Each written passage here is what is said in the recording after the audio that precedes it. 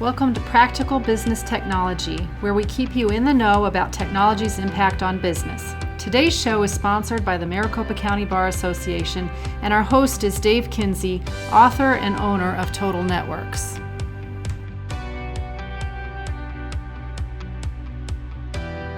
Hi, I'm Stephanie. And I'm Dave. And today we are talking about how to respond to a security audit. Be calm. Yeah, well, Remain calm, all is well. No, this is a very common thing, right? So it can be whenever you think about somebody trying to audit you, right, that you can get a little tense about that, right? Like, what if the IRS wants to audit your taxes and whatnot? But this is very common. So this probably a lot of people have seen this happen already, and if they haven't, they should be prepared for this. It's very common for clients that are serving especially larger organizations, that one of the primary ways that businesses are breached is not just from within their office, but it's from the people that they work with, from their vendors and their subcontractors. And so it is a best practice to ask, at a bare minimum, to ask your vendors to, what are you doing? And yes, well, it's one of the key ways to vet your vendors is to ask them some basic security questions, because the sophisticated ones are the ones that are more invested in security are going to be able to respond to those. Absolutely. If you haven't been investing in security, it would be nearly impossible to respond to some of these on the fly, because they often ask for a lot of detailed things or things that you have to have in place that you wouldn't just be able to quickly put together. And I know, like, some people that are doing contracts with government might have specific requirements, which we have there, yeah. or banking, finance institutions would have certain requirements. So yeah, we are actually seeing more and more of our clients get these requests, and we've been helping them. Absolutely. And so there's preparation in advance. Absolutely. You want to do all the right things in advance so that your response is easy to produce, and it gives people more or less what they're looking for. But one of the things that is also that happens just as a natural result of asking these questions, just by asking your vendors, it causes that will cause your vendors as a whole to be looking more at their security, and will automatically generally improve what they're doing. So not only do you want to be doing this for your clients, you may want to be doing this of your vendors as well. Having a questionnaire that you're asking your people you're working with will raise their game, but it also, how they respond speaks volumes to how, if you're working with somebody that's trustworthy or not. Certainly. So what are some of the types of questions that are commonly on these questionnaires that might trick you? Well, there's at a very high level, there's two different types of things that come up. But there's, once again, I think the most common is where you get this questionnaire and say, please respond to this. And other times it'd be like, you need to comply with this framework like NIST or CMMC, or there's a bunch of others. So in general, the more common, once again, is where you're actually getting a very specific list. And so things that are on there, they generally run from things like administrative controls, like, do you have policies and procedures? Do you have an information security plan? Do you have various other security controls? Do you limit access to information to only those people that need it, etc.? Then there's various technical matters, like, do you have antivirus on all your systems? Are your systems patched? Do you have a business? Do you have backups? Do you have business continuity plans where things like that? Then there's also physical controls. So, like, do you have a security system, or do you have locks on the doors? Do you have locks on your file cabinets? Absolutely. Yeah, those are basically the three categories. They're either going to be administrative, physical, or technical. And I think you also need to be careful not to just check yes, yes, yes, yes, yes, yes, yes. No, you want to be Can honest. I have all these things, because that would honestly draw a red flag right there, because most of the time when you have an assessment, there are gaps. And, it depends on the situation of whether you need to remedy those gaps for that application. But even when we look at doing like a HIPAA security assessment for somebody, it's common practice that you would have an action plan on things that you need to work on. Security's never done, right? No, it's never done. So, And, just regarding that, with the pandemic, we've actually seen a spike in cybersecurity crime. And obviously, just as time keeps on ticking away, people get more creative in the ways that they do cyber attacks. And so we have to constantly be responding to that. absolutely. So how should I, we're talking about how do you respond when you get a security audit? First, don't just ignore it until the deadline. Is the first thing. Time. They generally have a deadline. The things that I get frustrated with sometimes, most of my clients, when this happens, it'll come in and they'll email this off and say, we need to respond to this. We're used to this, and we know how to help clients respond. We've been working with them to try to proactively address many of these issues. There may be certain things in there that maybe there is a deficiency in or whatnot. But one of the, very occasionally, one of the most frustrating things could be like where there is a compliance request or, there's an audit request that comes in, and to get it like the day before it's due after, the client got it like 3 months ago or something like that. Don't do that. So I guess step number one is plan enough time to respond. Allow enough time to respond. Especially what if you needed to get some equipment or a solution in place? That would be really hard to do last minute. Yeah, and in some cases you can request a little bit additional time if you need it, but you want to avoid that.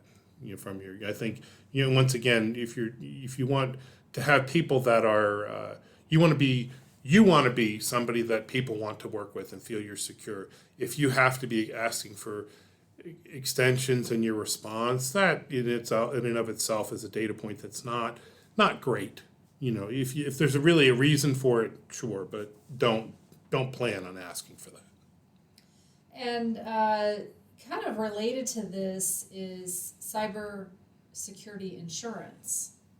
Well, lots of times when you would go to apply for cybersecurity insurance, that insurance vendor may have requirements.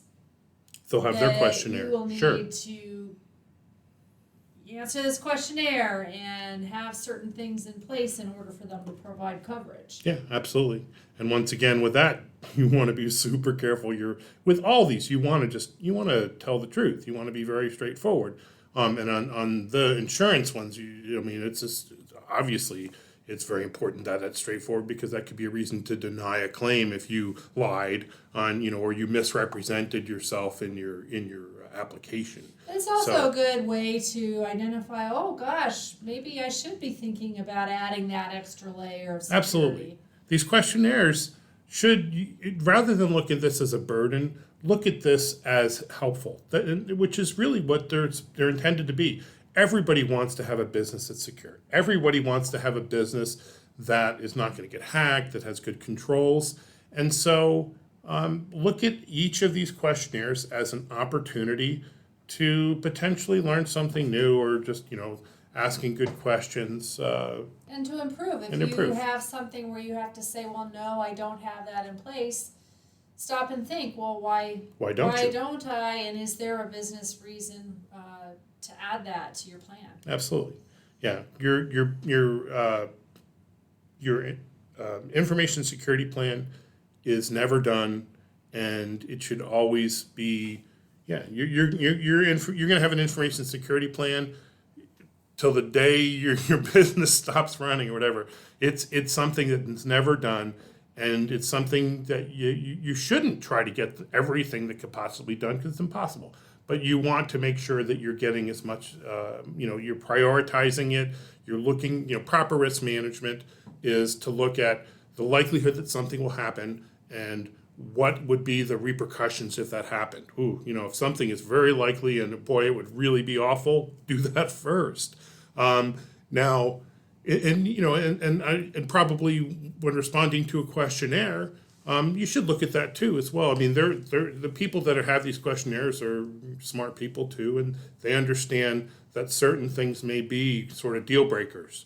If you have, address, make sure that the high risk,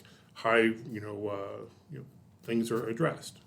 So what would you say are the high risk, high things that everyone should have in place? There are a lot of things. Well, I mean, we But- talked about antivirus, Yeah. anti-spam software. At a high level, you need to have some sort of information security plan you should write down, okay, where you're looking at all this stuff. So I would do that. But in terms of technical controls, antivirus, make sure your systems are patched, make sure you have good backups. A firewall with make sure that intrusion you- prevention software. Yes, I would say that would be important. Having good, strong password policy, having multi-factor authentication. Some of the things where actually we talk about firewalls and those things. Those are always helpful and important. They're becoming less important as more and more things move to the cloud, to true native cloud. Sure. But in a business office and environments, absolutely, you want to have all your network secured and all that. But I'd say as one of the things that's increasingly important as more and more things move to the cloud, in some respects, if you're working with, you want to make sure you're vetting and working with really good providers. But assuming you are, one of the things that's super important is that you want to make sure that you've got passwords and multi-factor authentication in place. That will stop a lot of your risk there. Yes, good points. And we've talked about passwords and multi-factor authentication on previous discussions, and probably topics that we should keep drilling in because they are crucial. Any other tips or thoughts? Once again, I think at a very high level, you want to make sure that you are doing the right things all the time, regardless if you have a questionnaire or not. And so you look at, and there are frameworks out there. You look at, there's NIST, which is a security framework, excellent one, and that we want to make sure we're following that. I would try to comply with HIPAA, whether or not HIPAA applies. HIPAA really advanced the cause of security nationwide for sure. In that it's very specific about things that you have to do. It had very specific penalties. It had remedial actions. It was prescriptive as well as punitive. So it actually told you things that you needed to do.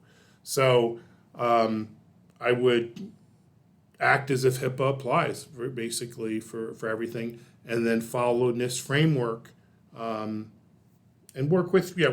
make sure you need to allocate time. So allocating time on a regular basis to look at security, at least once a year at a minimum, you should have a meeting where you're looking at your security, your information security plan and figuring out what you need to do to move forward. And then make sure, and adjust it based off of anything that you're learning from, say, these audits that come in to make sure you're complying. And then be proactive in that, if you're dealing with, say, Department of Defense, or you've got, various agencies that may have, more extensive security requirements that you're planning, and you're looking at where they're going and planning to meet those requirements in advance, whether or not you've been asked or not. So Yeah, I think a tabletop discussion or thought process is always a good idea to do once a year, just to think through what has changed in our environment over the last year. Absolutely. What would happen if such and such, and that's going to change over time. You know, you talked about things moving to the cloud. Well, that might change certain things that you have to have in place for business continuity than what you had planned 5 years ago, for example. Hopefully it simplifies. Yeah, hopefully it does. I will say that, you know, this pandemic, had it happened 10 years ago, we would have operated a lot differently than most of us are today. We are blessed that we have so many ways of working from home that we didn't used to. Yeah, well, and video conferencing, right? So well, that's a huge example. yeah. Although when you do that, you can't be in your bunny slippers and your well, I guess you Actually, could be. I can wear my bunny slippers. You don't know what I'm wearing Because it's not on the camera. That's true. So. Yeah, bunny slippers are okay. I guess maybe it's the robe that might be, you know, you want to, yeah. All right, well, thank you. Thank you. This is a good topic, and if anyone has questions, feel free to shoot us an email or a call. All right, thanks.